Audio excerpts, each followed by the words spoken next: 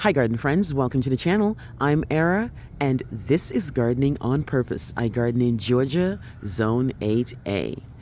Happy New Year to one and all. Thank you so much for watching my videos, for subscribing, for liking, for sharing, and especially for all your suggestions in my Gardening on Purpose journey over the last few years.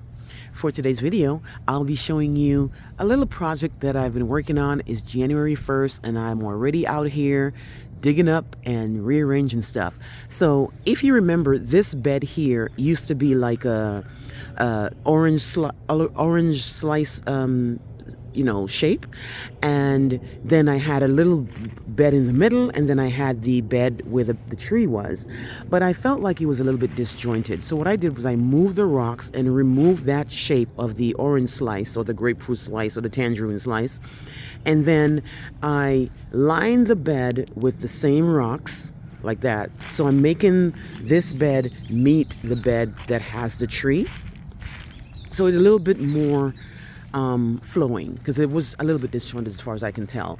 And so then it's going to be one big bed. Now my house, my yard, my entire yard is on a slope, and there has been some serious erosion going on here, and I usually don't use landscape fabric, and you know that's what that is up there. So I had to, because the grass was, things were just like, when it rained a lot and it just washed away the soil. So for that part of the yard, that's the only place where the landscape fabric is on this project. This here won't have landscape fabric, and that's because this will have rocks. This will be actual plants. I would never put landscape fabric around the plants. So that's what that is. And so far I've been getting free rocks from all over my yard. I've been working, guys, and digging out rocks, trying to find rocks all over the yard and kind of putting it on the fabric. And then maybe when we get to this point of the fabric, maybe right here, I will actually go and buy some landscape rocks so that it will look a little bit more refined. So that's the plan with that. Now this bed, the water runoff is so much, guys, that I have to slow the water down. So when it comes this way, and even in my runoff, my gutters actually come down here and the water comes down here. So these rocks should slow the water down and then still make enough water go through so that these guys can get watered. Now, as you can see, I've been planting some stuff. The bed was smaller than this and I expanded it. So here you see my ornamental cabbage and kale. Here you see my pansies that I still need to put actually in the ground. Those particular pansies here, these blue ones, these were in a video yesterday when I showed you my clearance haul. These were those same pansies. I didn't get around to actually put in the ground. But prior to that, those pansies, these ones here, and these violas, they were already in the ground.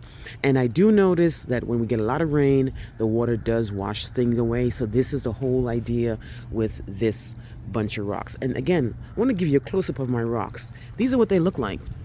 They come from all over the yard. I dig them up and I kind of use my wheelbarrow and I cart them all the way around here. It's a lot of work. My arms hurt sometimes, but when it's free, you got to do it, right? Okay, so that's the project, guys. That's pretty much it. Just showing you what the front of the house is going to look like come spring and summer once I finish this.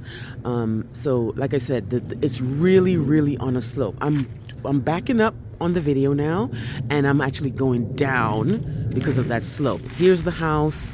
It's up. My house can never really get flooded unless we have the worst storm ever. But because my house is kind of up, the water always runs this way because of the slope. So this is what it's looking like, guys. So I'm liking what it's looking like because it's winter. There's only so much I can do with this because, the plant material is pretty much limited. Plus, a plan I have, guys, I might cut this tree down. And I'm definitely gonna cut this one down because this one is an oak and this one is leaning towards the house. That's one.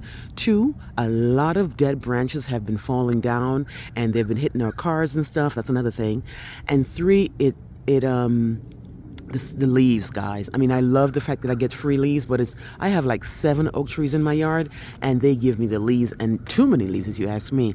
So I'm planning on cutting that down, and that's gonna actually create more sun, because right now here is part sun to shade. So if I cut this down, or either one, that will open me up to sun, and I might have to switch out what plants goes here. But that's another story. That's another project. So anyway, let me know what you think, guys. Are you gardening on a slope, or do you have any suggestions as to how to garden on a slope, or what works well for you on a slope?